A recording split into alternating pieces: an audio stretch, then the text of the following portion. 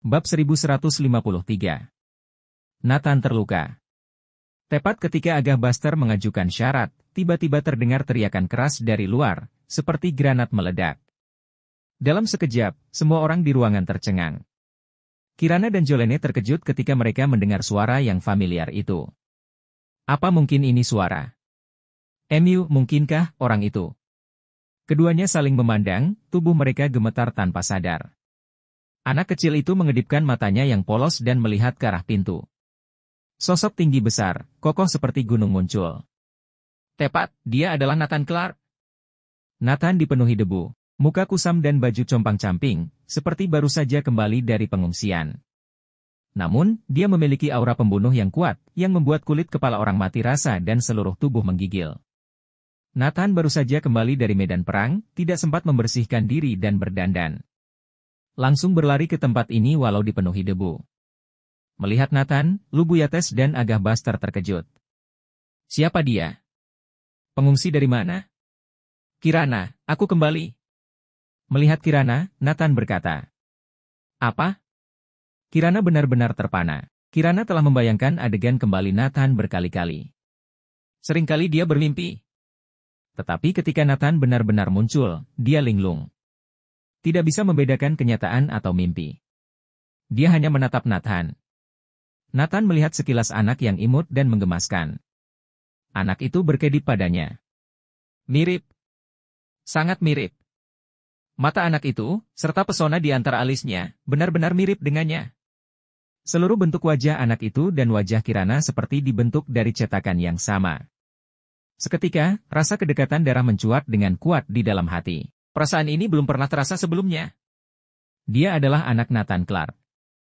Nathan melangkah maju dan menggendong anak itu dari pengasuh.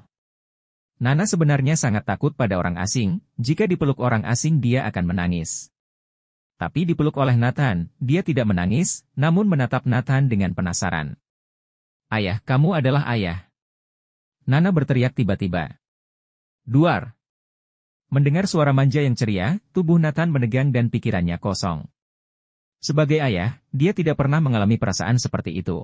Di pelukannya Nana seperti harta paling berharga di hatinya, darah daging darah tubuhnya. Ayah pulang. Ayah sudah pulang.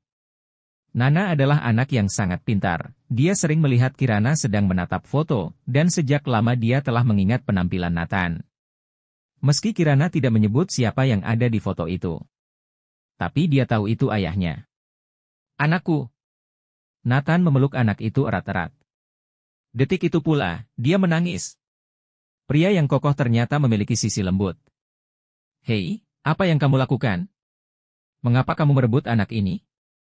Cepat kembalikan padaku. Pengasuh itu panik dan berteriak pada Nathan.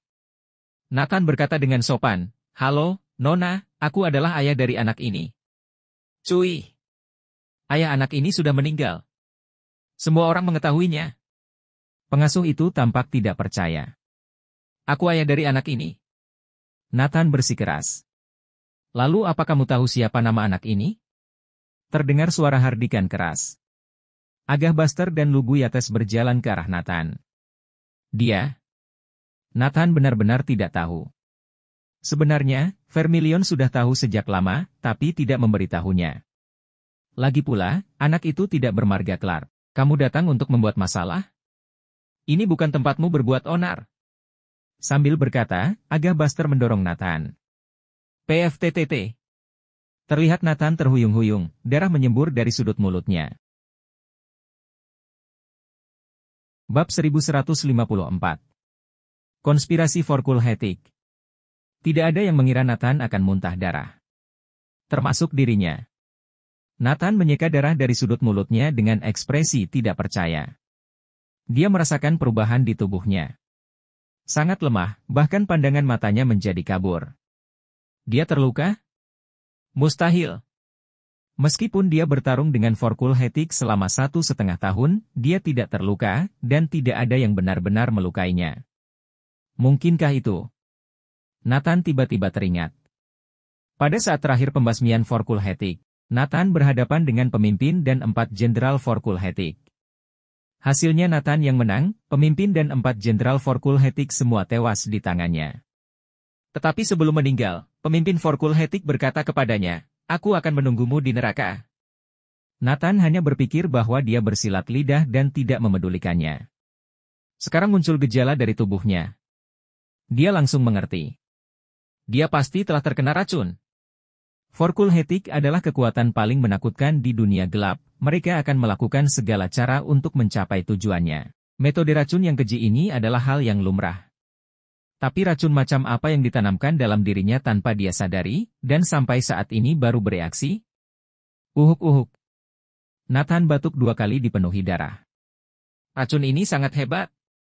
Orang yang mengetahui kekuatan Nathan pasti tahu seberapa kuat fisiknya. Jangankan 100 macam racun, sebagian besar racun tidak berpengaruh padanya. Dalam 6 tahun terakhir karirnya, dia tidak hanya sekali 2 kali terkena racun. Namun tidak pernah seperti ini. Dia mengira di saat-saat terakhir pemimpin Forkul Hetik, dia berusaha meracuni Nathan agar binasa bersamanya. Mungkin seluruh tujuan dari Forkul Hetik adalah membunuhnya. Betapa kejam. Kamu tidak apa-apa. Kirana dan Jolene yang bereaksi buru-buru bertanya. Agah Buster terkejut. Dia hanya mendorongnya dengan ringan, tidak mengeluarkan tenaga. Bagaimana dia bisa memuntahkan darah? Apa yang telah kamu lakukan? Bagaimana bisa seperti ini? Kirana bertanya hampir menangis. Nathan saat ini sangat menyedihkan. Wajahnya pucat seputih kertas, darah segar masih mengalir dari sudut mulutnya. Dia menghilang selama setahun, kemana dia pergi? Apa dirinya telah salah menyalahkannya? Apa mungkin dia pergi mengurus masalah yang besar? Nathan tersenyum, aku tidak apa-apa.